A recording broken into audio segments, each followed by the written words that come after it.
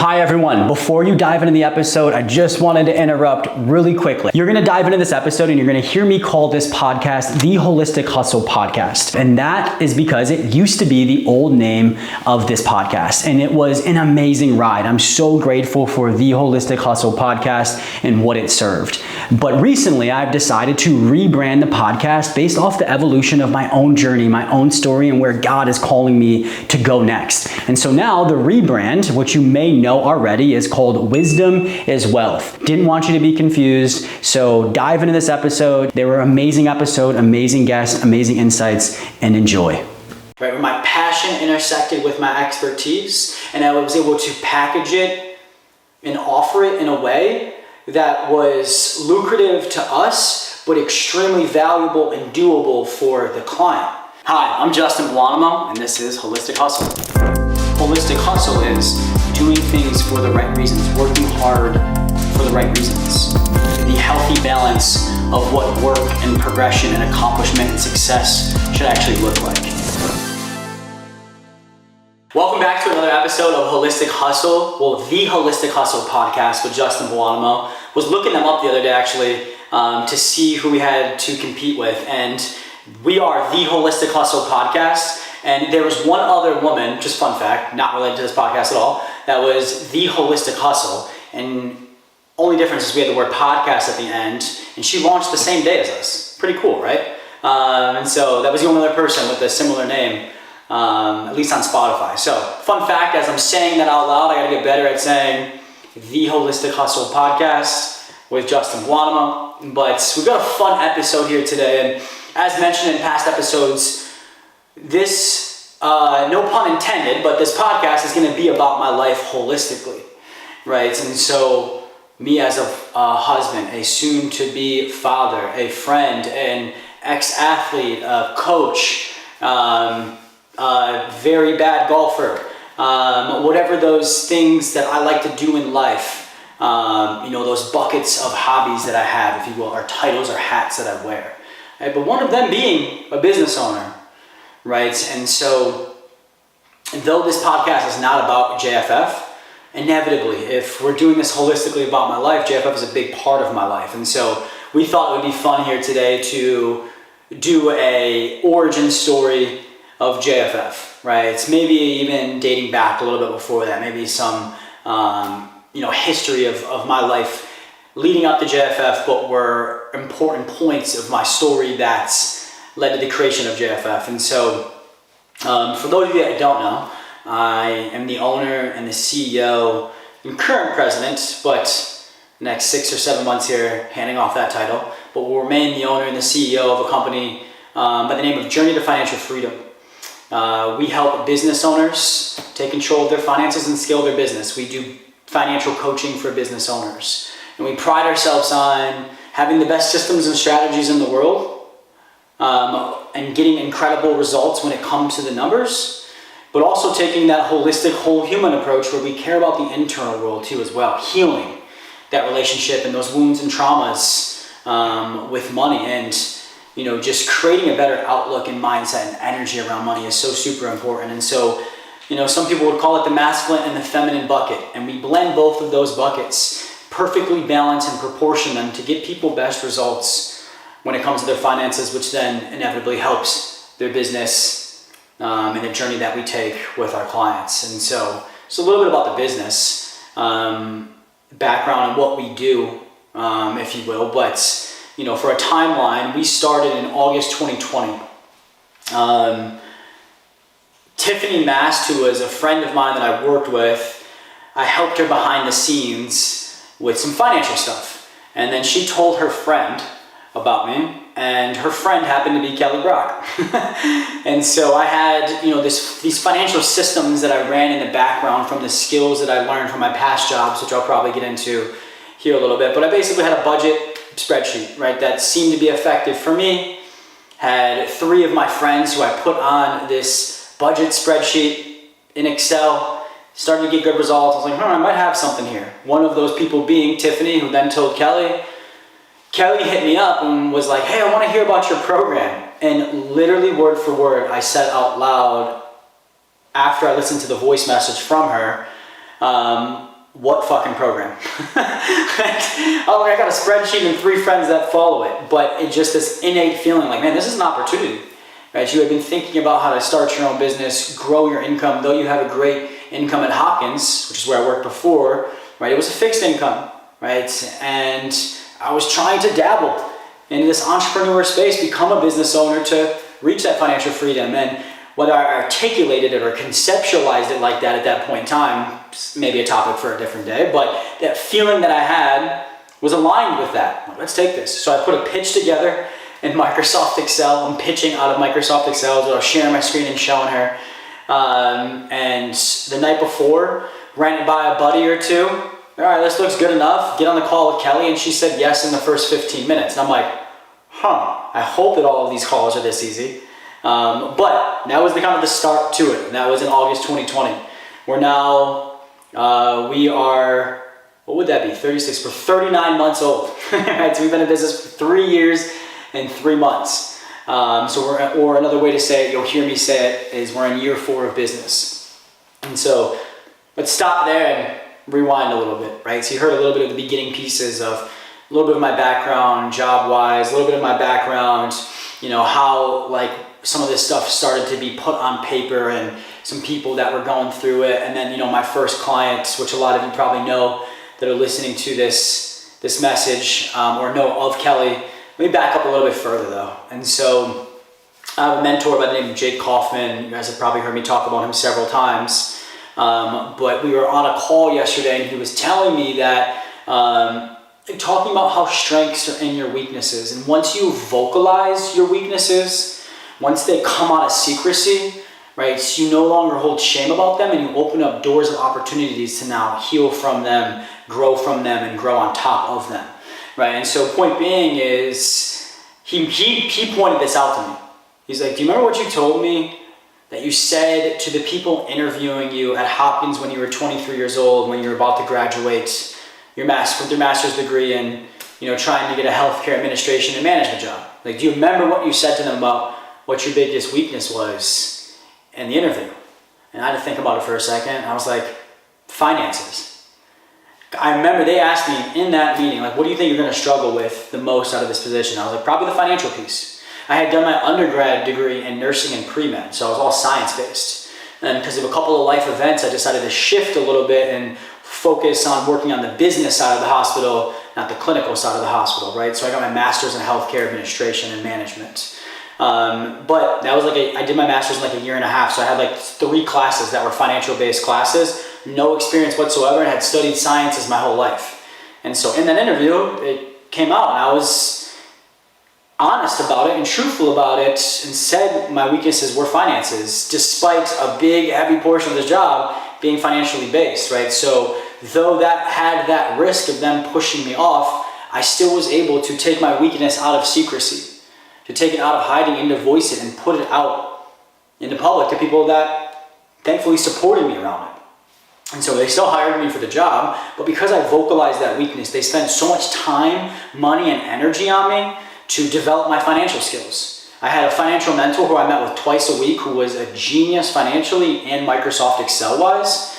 And I had another boss who I reported to who was a genius financially, Microsoft Excel wise, who the one woman trained me, and then the woman that was a little bit higher up, the second one I mentioned, she gave me the opportunities. I can still remember her heels. She wore like the shorter high heels. Right? She was a physician, she was a doctor, Dr. Carrie Hertzke, love her, one of my best mentors I've ever had. She's now the vice president of Johns Hopkins Hospital, which is awesome to be able to have that mentorship from her back in the day.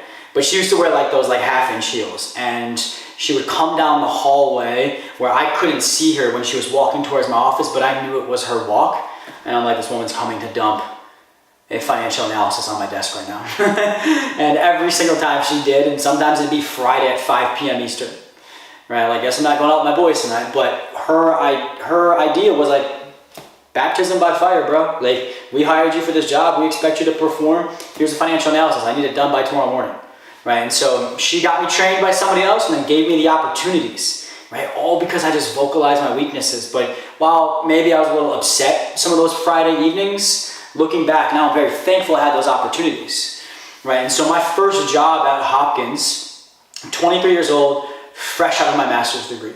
I have zero experience working in business. At the time, I'm a nursing assistant at Johns Hopkins Bayview Medical Center, right? And so I was a nursing assistant throughout college because I thought I was going to be a nurse, then go to medical school to become a doctor, right? And so I was like, let me just get that practice, right? That clinical practice, right? But then after I changed my decision, right, I had no other employment opportunities, right? While I was in grad school getting my master's, I still stayed on as a nursing assistant.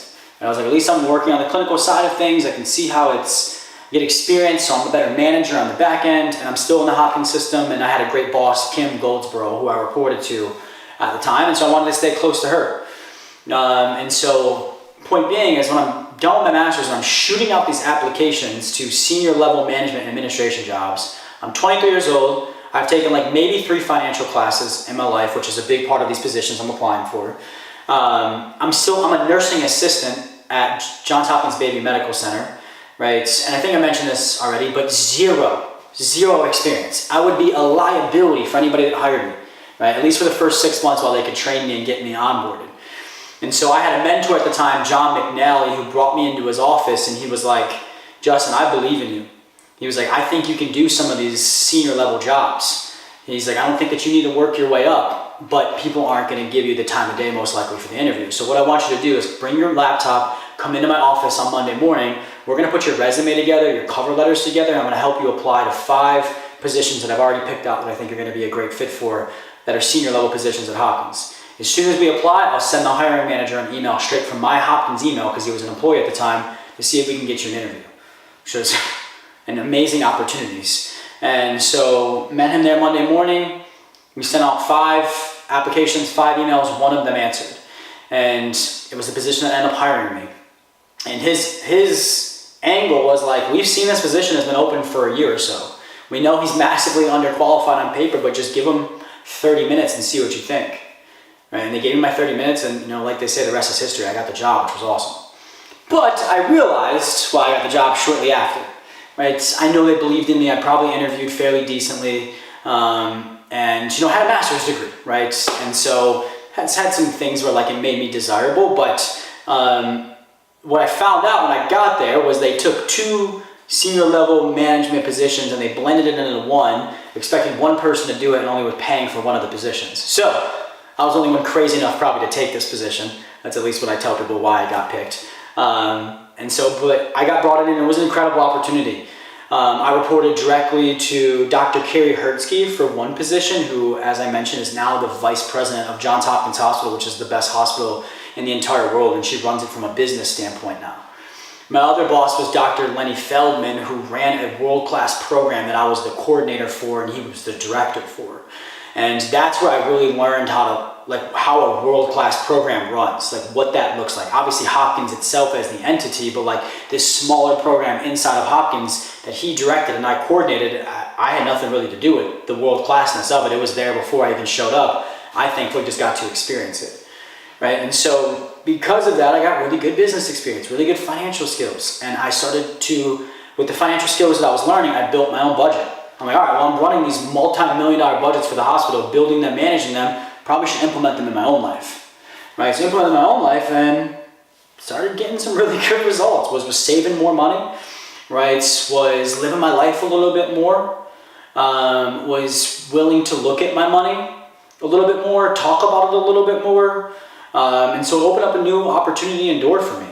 And just like my mentor paid it back to me, calling me in and giving me those interviews, I wanted to pay it back to other people. And so I started to help my friends for free. The only stipulation was I want you to stay committed to this, right? And so as I worked my way up the Hopkins system, I went from those 2 positions that I held in parallel simultaneously at the Johns Hopkins Hospital.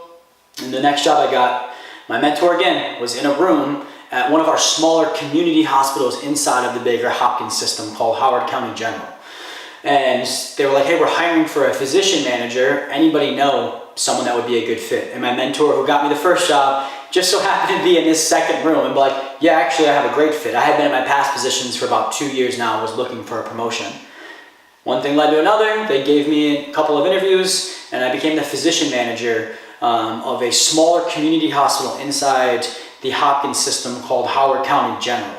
And I had a much larger financial responsibilities, was basically in charge of the finances for every big department, the medicine department, the cardiology department, the surgery department. I've been out of healthcare for years now, so I'm blanking on the other departments. But like all of the big departments had management over their finances, and the director or head doctors of those departments who I collaborated with too as well. And so between that experience and then while I was there, I reported directly to the vice president of the hospital, who is now the president of the entire hospital, and he was for the past couple of months I was there. So I reported directly to the president of that hospital for 2.5 years with a dotted line to the CFO. And so got a ton more experience, was making a lot of money too as well, but I'm like, damn, I'm making the same exact amount of money each month no matter how much work I put in. I'm capped at this amount of money. Right? And I'm like, do I really want that for the rest of my life? Right? And so that business ownership side of things started to really kick in, and that's where I met Tiffany Masters at this second job. And she worked with me at Howard County General. We did a lot of projects together, and we ended up having a private conversation one time about her finances and asked me for help with them, and ended up being a great client. Right? And then she was the one who introduced me to Kelly. Right? There's a little bit of a backstory there. Got down a few rabbit holes going to happen on this podcast. Welcome to my life, my brain, and being a part of an audience that listens to me talk. Gonna catch some rabbit holes here and there, right? But the idea was just kind of wanted to show you the origin story around JFF, like how it came about, a lot of luck, but also a lot of intention, right? A lot of spontaneous moments, but also a lot of doing that just, I made shit happen, right, too as well. And so, I think the moral of the story here is, I started to solve a problem at a very high level, and I'm now paid in direct proportion for that. Right? World-class people understand the importance of saving and investing, but they realize that they're going to build a world-class wealth, like true wealth, off of providing an incredible solution to a major problem out there in the world. Right? And so I got to a point where I was at Hopkins, and I was at Hopkins for 6 months while I had JFF. JFF started in August 2020, and I left Hopkins in December 2020. So August, September, October, November, December, 5 months. Right? If you're watching the visual, you just saw me counting my fingers, you're welcome. And so I was there for 5 months, right? So I was balancing both. Right? But it got to be to a point where November came around, and I sat my wife down, and I'm like, I'm making more with JFF in 1 month than I make in 3 months at Hopkins. I'm also working half of the amount of time that I put into Hopkins, right? And so I'm like, there's an easier way to make this money, babe, a more enjoyable way to make this money, right? And this is how I'm gonna do it, through JFF, right? Where my passion intersected with my expertise, and I was able to package it and offer it in a way that was lucrative to us, but extremely valuable and doable for the client, right? And so I always say price is what you pay, value is what you get, and the value should always massively exceed our price, and I'm proud to say that's the case with us. And so, point being is started to solve a problem. What changed? How did I leave a 6-figure day job that I was on track to become one of the youngest vice presidents probably in Hopkins history, and probably be a president of one of the hospitals inside of the system, if not the system itself?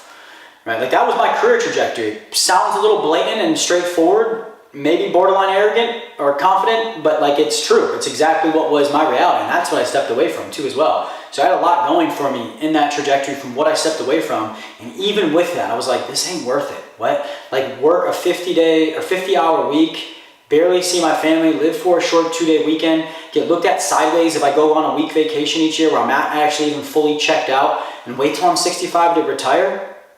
Not for me. Not for me, even with what some people would call a dream career path and trajectory if I was to stay in the corporate world. Right? And so JFF not only offered that opportunity for me as the business, but everything we teach inside of it. I'm a 7-figure business owner and live in financial freedom and have a business that is going to be around for forever, that employs 11 people at this time, right? Has hundreds of clients, 2 amazing programs. Right? Yes, JFF obviously provided that opportunity for me to live that lifestyle, but what JFF teaches right, is walked out and embodied every step of the way inside of JFF itself. Right, and so to know that we are a walking case study for what we offer, and I have several clients doing the same thing now, and hundreds on that career or on that trajectory to do that, with hopefully millions more to come, right, is something that is just so amazing for me to experience and feel through, and even think about and talk about out loud as I'm looking back on, the past 3.5 years we've been in business, and even those pivotal years before leading up to it. And so this is probably why I need a moderator and a guest, because I'm a little off track here, right? But the goal here was just to give you guys that glimpse of like the origin story of JFF. We are the definition of building the plane as we fly, right? But one thing is we're not afraid to fail, right? We're not afraid to fail. We're not afraid to step forward and make mistakes and look stupid and be bad at things at first, because those things are the expectation, right? And when things become expectations, they're no longer problems. The expectation that you're going to fail. You're going to suck at things at first, right? And so I think a big thing I want to tell people, like, though we're a 7-figure company with 11 employees, and the outside looking in, we look like this beast of a company that does everything right. Well, maybe I'm making presumptions here, but right, I just don't want to be a mountain to other business owners, right? Though we have results that you may be looking for, right? We got them by doing what I just said before this. Not being scared to fail, building the plan as we fly. And so I see it as, in life, we literally have two options, right? We go after a fulfilling life that is fueled by a business and an occupation that we love doing, most likely working for ourselves, or we don't, right? And so the only thing I can guarantee on going after a fulfilling life, the first option, right, is the only thing guaranteed on that path is actually failures, right? But why do we go after it? Because what's our other option? An option that we don't love, right? That is also has failures guaranteed, but also has another guarantee that I don't think people like, and that other guarantee is that you'll never live your dream life, right? And so I hope this origin story of JFF motivates people, especially the business owners listening to this. Like, the possibilities that you want, not just out of your business, not just out of your relationships, not just out of your finances, but your life in totality, are possible for you, and they're a lot closer than you think. And I wouldn't be hard pressed to presume that most people could probably do it in 12 months. Right? The only thing that you're missing is the belief system that you can do it, and if you have that, you're just missing the wrong mentors, systems, strategies, and processes, right, to get you there. Right? We're here and happy to help. Right? But aside from that, I hope that this just served. I hope it was helpful to hear the origin story. This is a big piece of my life, like I said in the beginning of this episode. It'd be really hard, right? I didn't know what word to pick right there, if you just noticed that. That's just like how hard it would be. Right? It'd be really hard to create a podcast about my life, right, and not have JFF brought up or even respected enough to give an episode or two here and there for. So, this one serves as that backstory. Hope it was motivating, inspiring, probably eye-opening for a lot of people. A lot of people that know us well probably didn't know a lot of these facts. Definitely left 100 of them out. But in the sake of being more concise for these messages, not being here all day and trying my best to talk at a decent pace, inevitably some details got left out today. Maybe some topics for future podcasts. But I hope this inspired you. If it did, share it with a friend. Right? Share this podcast with people. I promise you, you're not going to waste their time by having them come here and listen to this, and keep showing up yourself.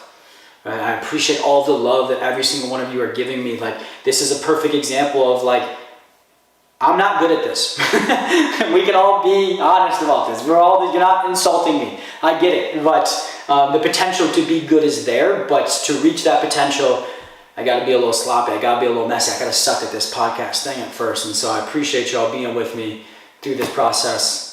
And every step of the way. Love you guys. See you on the next episode.